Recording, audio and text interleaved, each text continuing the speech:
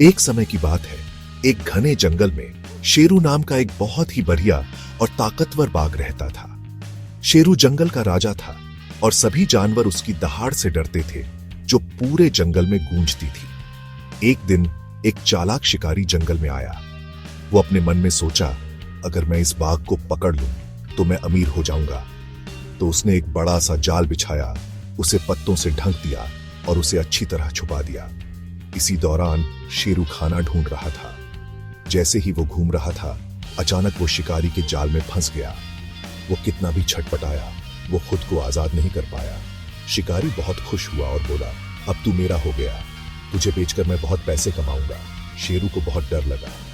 तभी एक चालाक लोमड़ी वहां से गुजर रही थी। बाघ को फंसा देखकर लोमड़ी ने मदद करने का सोचा। लोमड़ी शिकारी के पास गई और बोली, तुम इस बाघ को क्यों पकड़ रहे हो? ये जंगल का राजा है, अगर इसे गुस्सा आ गया तो पूरा जंगल तुम्हारे खिलाफ हो जाएगा। शिकारी घबरा गया और सोचने लगा।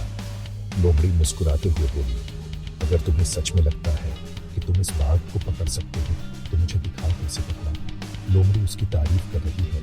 ये सोचकर शिकारी ने शेरू को जाल से आजाद किया और खुद उसमें घुस गया दिखाने के लिए। जैसे ही शिकारी जाल में फंसा, शेरू और लोमड़ी जोर से हंसने लगे। बाघ ने शिकारी को सबक सिखाया और आजादी से जंगल में वापस चला गया। इस कहानी से हमें ये सीख मिलती है कि मुश्किल समय में सब्र और अक्ल बहुत जरूरी है। चतुराई और समझदारी से बड़ी मुसीबत का भी हल निकल सकता है। याद रखना, ताकत से ज्यादा अक्ल काम आती है।